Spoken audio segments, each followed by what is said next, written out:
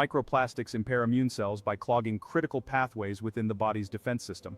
In this video, I'm going to be talking about microplastics as well as the effects on macrophages and M1 phenotype macrophages and M2 phenotype macrophages. I will also explain how microplastics could eventually also end up leading to iron deficiency and even advanced glycation end products. Okay, so macrophages, they can switch phenotype from M1 or M2 depending on environmental signals, including toxins, nanoparticles, and foreign materials, which sounds a lot like a microplastics. So M1 macrophage is pro-inflammatory, but the problem with M1 macrophages is that they secrete IL-6, which I will explain the issue and the problem with that later. The M2 macrophage is anti-inflammatory, but M2 macrophages, they also support tumors depending on the context. But M2 macrophages are actually, they're also pro-repair, involved in tissue repair, fibrosis, and resolution of inflammation. M2 macrophages could even be anti-autoimmunity, preventing the attack on healthy tissue due to excessive T cells. Okay, an M1 phenotype macrophage, which is pro-inflammatory and attacks cancer cells and tumors, sounds like a good thing. But the problem with M1 macrophages is that it secretes IL-6. What IL-6 does is that it actually reduces the ferroportin exporter that's supposed to export iron if they get trapped in macrophages. Since macrophages, they are one of the main iron factories, and the way IL-6 does that, reducing the ferroportin, is that IL-6 increases or upregulates hepcidin, and hepcidin degrades or impairs the ferroportin exporter. So that leads to iron deficiency in the blood because the iron gets trapped in the macrophages. Also, tumors, they have the ability to extract or to obtain iron that are trapped in the macrophages. So as a result of the iron deficiency, that can lead to advanced glycation end products, even leading to APOB48 being glycated, and that leads to antigen presenting cells being impaired, and they can't train the naive T cells, so leading to a less number of T cells. Also, these AGEs or advanced glycation end products, as a result of the iron deficiency, also makes the ECM, or short for extracellular matrix, too thick and rigid for T cells to migrate through due to the cross-linking.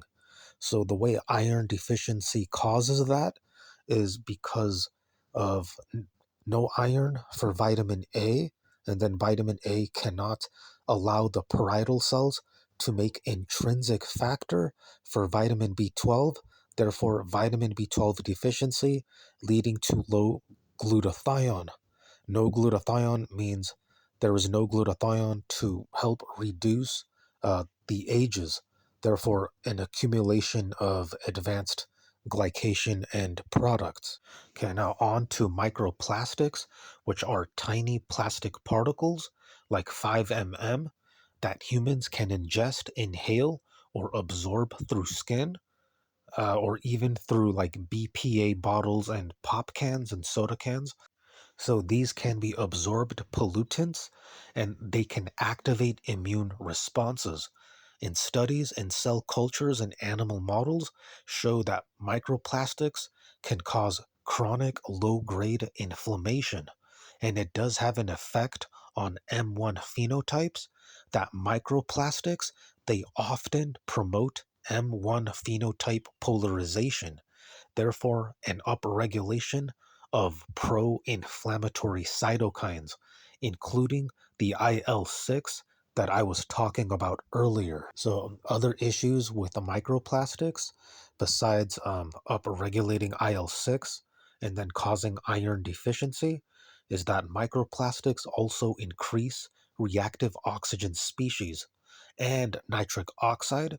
Now, that can be a problem because excessive nitric oxide can backfire, which is a different rabbit hole for a different video. So nitric oxide can be good for like the heart, the immune system, but excessively can be bad. So that's a major issue with microplastics. And then the increase in reactive oxygen species is bad too. Another thing with the microplastics, since it upregulates M1 phenotype, it also activates NFKB, a master regulator of inflammation. If you've seen my other CD27, CD70 videos, then you'll already get the idea, but recap. So CD27 on the T cell, and then CD70 on the tumor, and then that leads to ongoing NFKB, and then exhausted T cells.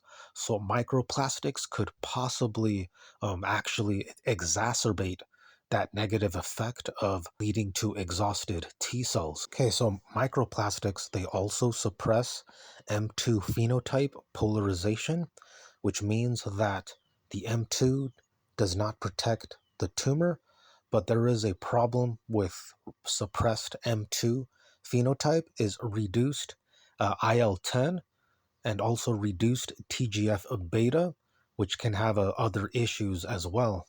Because a reduction in those IL-10 and TGF beta can actually increase arthritis risk. So microplastics could possibly be playing a role in the high cases of arthritis people. Also, since microplastics are reducing the M2 phenotype, that means that there's a higher risk of autoimmunity because an M2 phenotype is anti-autoimmunity. And microplastics, since it increases M1 phenotype, that means that there's a higher chance of having excessive T cells, because that's basically what autoimmunity is, where the T cells are attacking healthy tissues.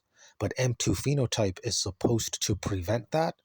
So, but microplastic tilts the scales towards autoimmunity since it's increasing the T cells and then at the same time reducing what is supposed to reduce the T cells, which is the M2 phenotype. So inflammasome is also activated when the immune cell macrophage attempts to phagocytose or engulf the microplastics as a way of getting rid of them, therefore creating more inflammation.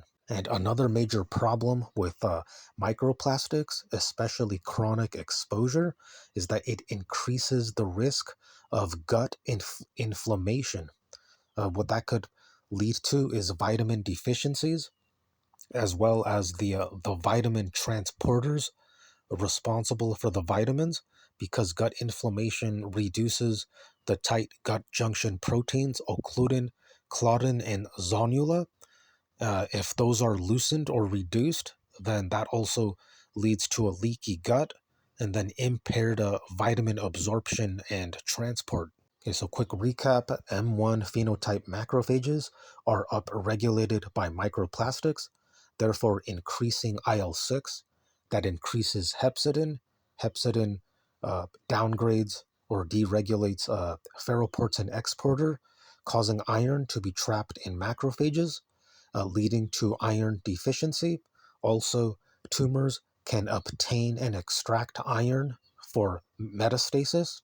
Iron deficiency will lead to advanced glycation end products because the parietal cells cannot secrete intrinsic factor, and also M2 phenotype as a result of microplastics also increase the chances of autoimmunity and arthritis because of excessive T cells.